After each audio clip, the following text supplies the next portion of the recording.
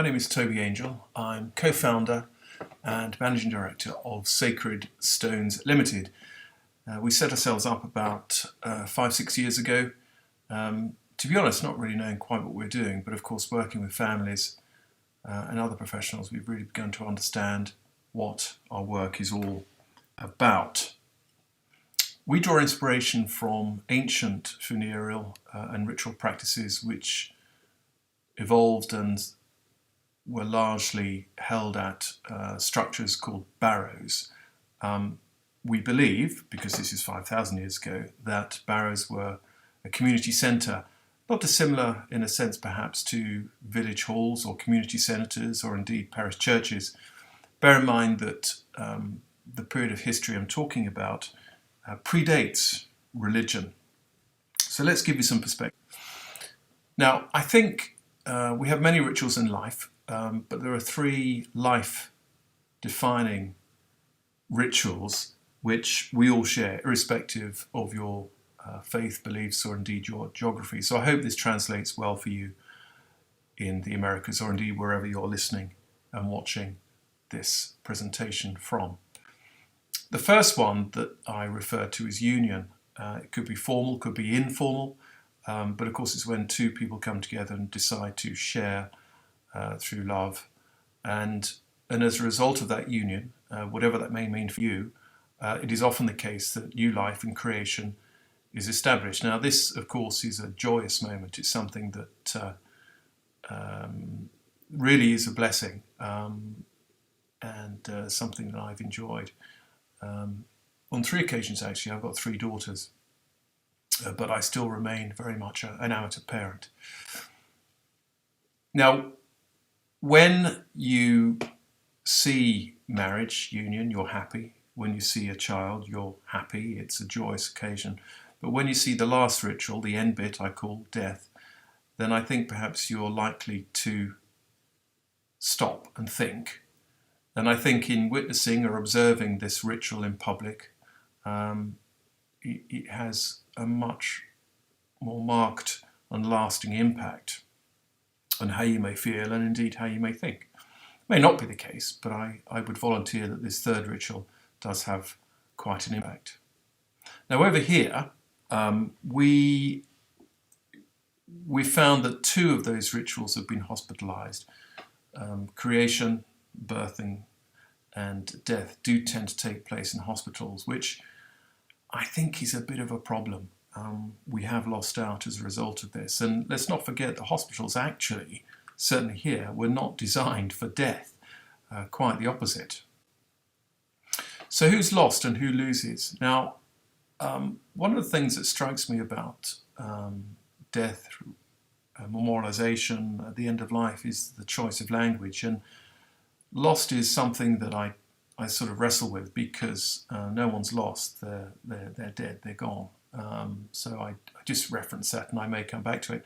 But who loses? Well, on the basis that 2 out of these 3 key life rituals have been hospitalised, I would suggest that society, community, has lost a really important part of our social cohesion.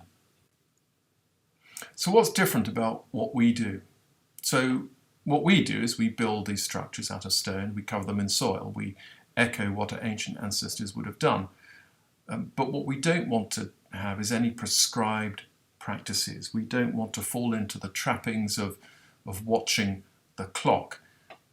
Equally, I would suggest that doctrine, religions have really taken ownership of death, and I'm not entirely sure that was really necessary, although I understand why it took place.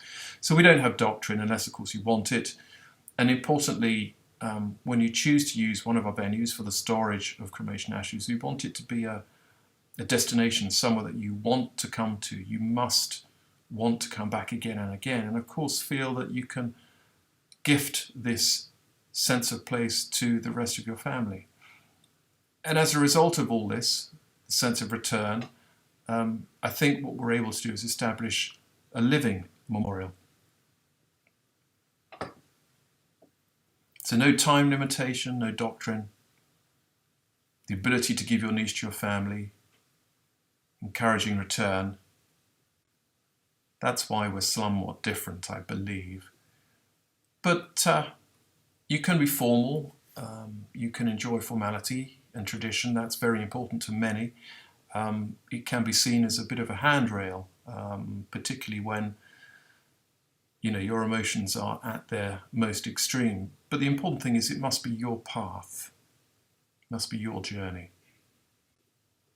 Encouraging return.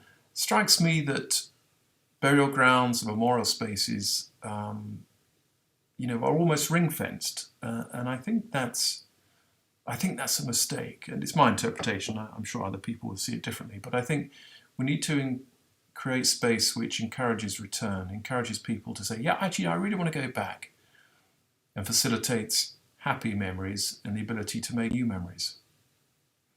But one thing memorial space, I think, needs to do is avoid the dash, that little bit in the middle of two dates. Mr. A and other, his life shouldn't be confined to that bit in the middle. Of course, it is much more than that. And we'll come back to that in a moment. What is a living memorial? Well, as I said, it's a destination. It is not a location. It's a sense of place, a venue where you can reconnect. You can connect without Wi-Fi. Yeah, I just said that. And it's where you can allow your emotions and your expressions to evolve on your own time, as dictated by your own emotions, as dictated by the weather, or indeed the people you're with. We know that the grieving process is a lifelong thing. It's a relationship we always will have, but that of course it changes. And I think therefore you need to be in an environment which provides you with a safe space to express yourself as grief will often dictate. Our destinations do seem to inspire. This one here is a barrow in Shropshire in the middle of England, and it's inspired almost 30 artists to engage through their own mediums. And this example is from a photographer who uses light works just to capture and inspire the imagination. So how do we do this? Well, I'm not sure that we do anything really. We, in a sense, give people a blank canvas, an opportunity to paint their own picture with their own palette of colours. Much of life, I think, is painting by numbers. You're somewhat dictated to about how you should create an image or a picture. And I think we need to try and avoid that. We need to give people a sense of empowerment, particularly when it comes to expression at a challenging time.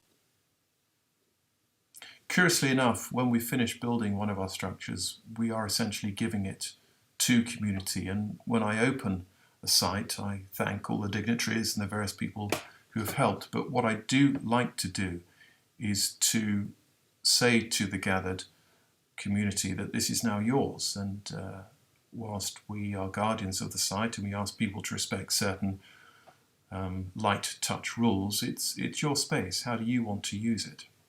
One thing we do know is that our barrows become galleries for life.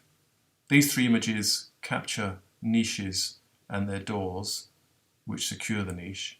Inside the niche is an urn, and the door can be used to convey a message or portray a particular part of someone's life. And of course, when the niche is illuminated, as you can see in the central picture, you can see a beautiful landscape. And in this one, I know the story, and all I'll say is that the three hares represent three children, and the hill represents the place where their mother and father met, courted, and ultimately decided to spend their life together.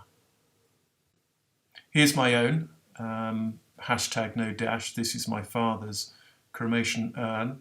It was painted by my sister, so I'm able to go and see him and turn the urn to reveal a different aspect of the artwork portrayed on the urn as and when I like, and I find that a very engaging process. And as I said, my father, 1930 to 2018, his life, cannot be described in the dash. It was much, much more than that. So we need to create a space and a memorial which allows that story to be told. It was my co-founder that coined the phrase, "We've got to fill them with life." And this image rather amuses me. This young lad came with his mum. She is a celebrant, and she asked him to be respectful picking up his ball as we turned the corner to view the barrow where he's standing.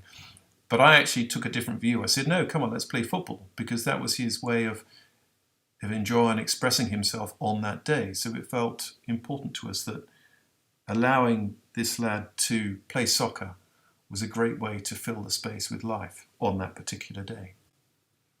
Here's another example of where we've engaged with landscape and created a causeway which has ditches either side, which is, as you can see, full of water. That's the natural water table level.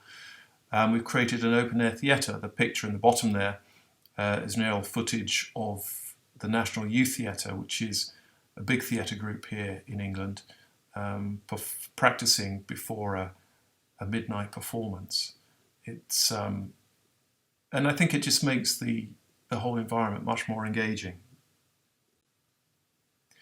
When you get to this slide, just hit play. What you'll find is an opportunity to hear the sound recording being tested before the production. And I think it serves to highlight the value of creating memorial space which is full of life.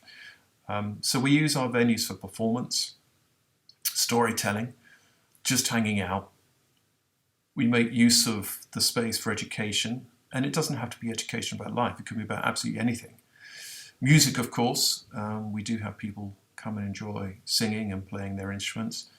And most importantly, English tea and cake. That's good nourishment for the stomach, whilst we're enjoying nourishment for the soul. So I hope, as you can see, our venues are full of life, and we facilitate that through many, many different ways.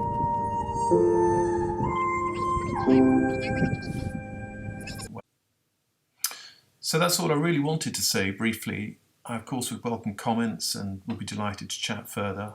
It would be great to share ideas about how we can continue on this mission of making death come to life. It's been fun. I thoroughly enjoyed the symposium, and I can't wait to participate in the next one. Get in touch as need be. All my details are here. Many thanks. Details are here. Many thanks.